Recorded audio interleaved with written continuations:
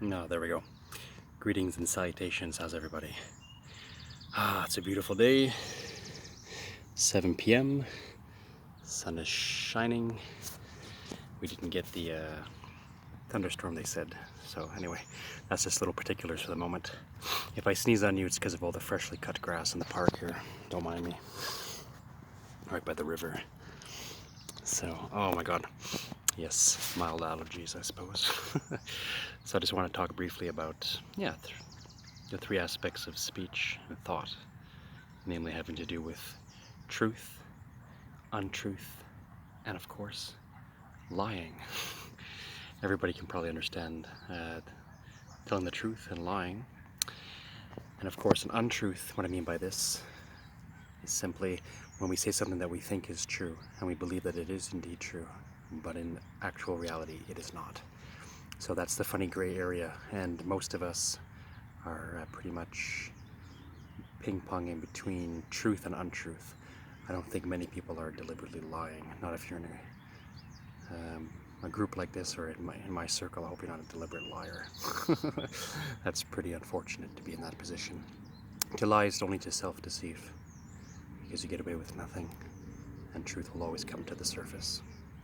And after we pass away and leave a particular body behind, we'll understand that we are only living in self-deception to lie to another person. So it's pretty basic stuff. So untruth. Untruth is when, and we're all guilty of it, in fact, each and every single one of us is guilty of it probably on a daily basis, in the sense of we talk about things and philosophies and thoughts and such, and we read things, we think of things, and we honest to God believe that they're true.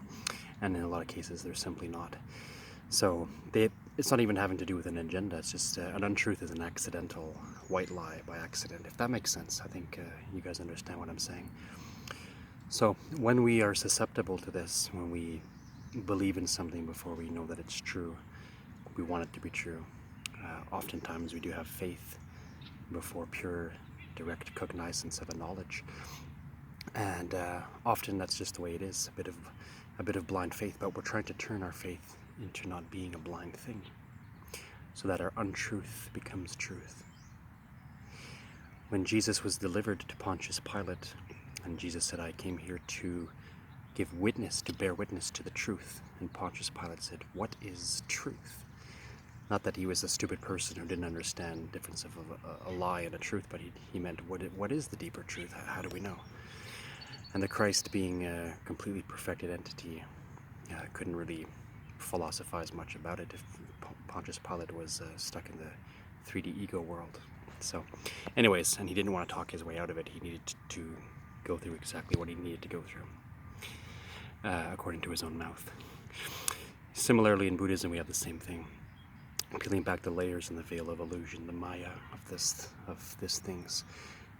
Thoughts are varied and sometimes complementary. Thoughts are varied and sometimes contradictory.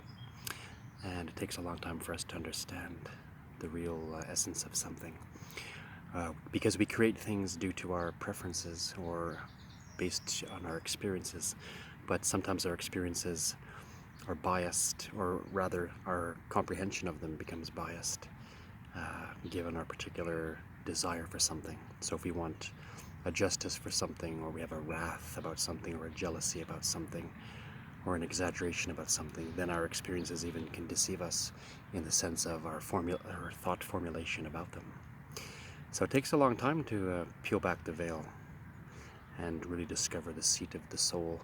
And yet it shouldn't have to, and even animals and trees are existing without an intellectualized conception or knowledge of divine things, but they just are. So there's always a nowness, a heart center that understands and grasps things. And our minds are sullied and are in competition with their own selves. If any of you are even half wise, you'll understand that the worst enemy that you have is the one in the mirror. And in Western esoteric teachings, when they say the holy guardian angel, they're talking about yourself, your own highest self that is already perfected being. And you, the ego self in the body incarnation process, is having a war with your own higher self, with your own angel, because you are trying to make that which is not true into a truth. and I am guilty of it as well, by accident. Whenever a person lies, and every human being has lied, the heart knows that it is doing so. The mind doesn't, but the heart goes, oh, the background of consciousness, I should say also. But the mind, which is a forefront, place of empirical understanding, this just speaks in blah blah blahs, but the deeper truth knows what is real. So we have to be humble and real with ourselves to understand and to pull back the layers of the many layers of things to understand what is reality. All of us believe in things that we haven't quite yet have the privilege of maybe it being proven to us, or to know out of 1,000% certainty. But what we can know as a certainty is that there is a background of everything and a source of sources. And in this case, we can say we are immovable. And that's what I mean when I say it to others. The immovable philosophy, or the immovable truth, is to know that there is a background isness. Some call it God, some call it the One, some call it the Buddha mind. It doesn't really matter what your own preferences are. Nobody has a superior opinion as far as calling it what you like, in accordance to the understanding of your heart, when it is in recognition of this memory. In Druidry, in the Western traditions of the Celtic peoples, the Druids were masters of trying to remind people about memory. Memorize things, don't write them down.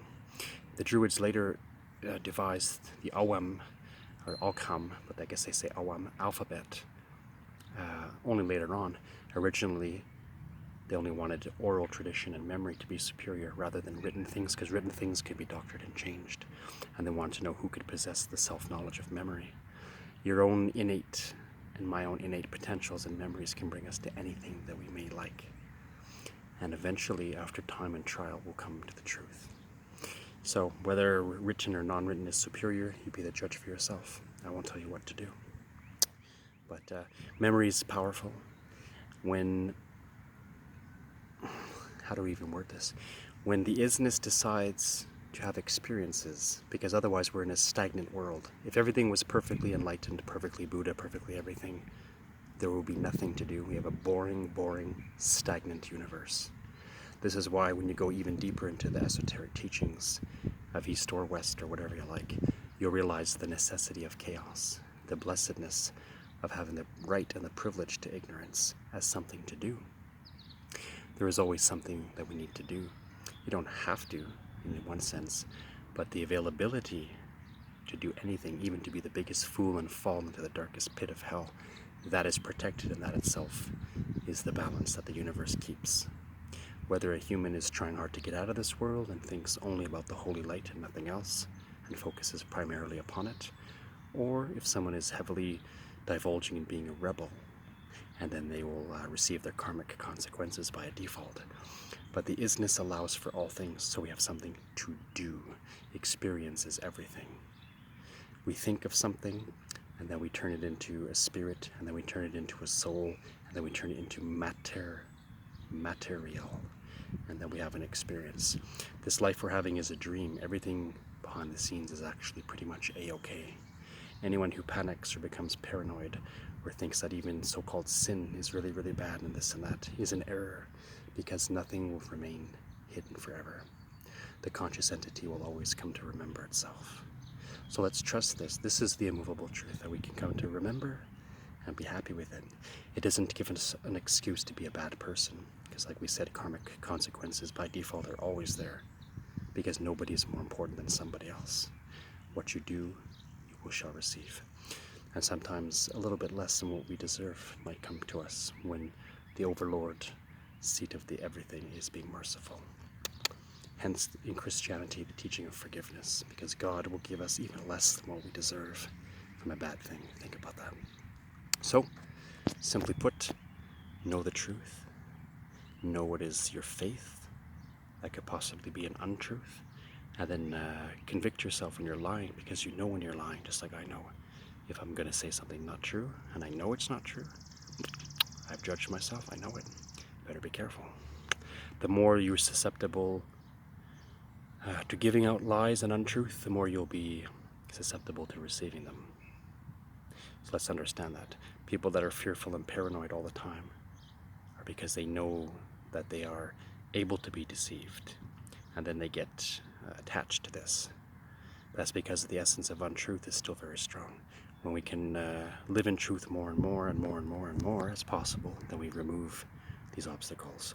That's why it is said in Hinduism, a holy person who is purely living in truth, whatever they say will come true, even if it's a miraculous thing, even if they stop the movement of the sun, even if they do an incredible thing, because whatever comes out of their mouth will be truth, because they do not live in any lies. So let's think about that. I have not achieved that yet myself. If anyone else can walk on water, let me know. But if you can do it, wonderful. Show me a video to prove it. Meh. No, I'm joking. If you can, well, sure. Supposedly there are people who can do it now, walk on water and all kinds of things, and I believe it for sure. So, live in your truth. Know when you're potentially in error, and always convict yourself when you're wrong, and you'll have a good life. Holy means holistic, a whole, complete balance. And the heart of the balance is what they call in the Gnostic tradition beyond perfection. It is the perfection of perfection. That's why in the Jewish tradition they say the Holy of Holies. It is that which makes holy possible. That is why out of the mouth of Christ he will say, "Do not call me good master. No one is good save God. God is the good." So, let's think about that. Love, light, peace, blessings, eternal. Have a wonderful moment. Continue to find yourself and empower yourself. And I shall do the same. Take care, my friends, and we'll catch you on the flip side. Ciao, ciao.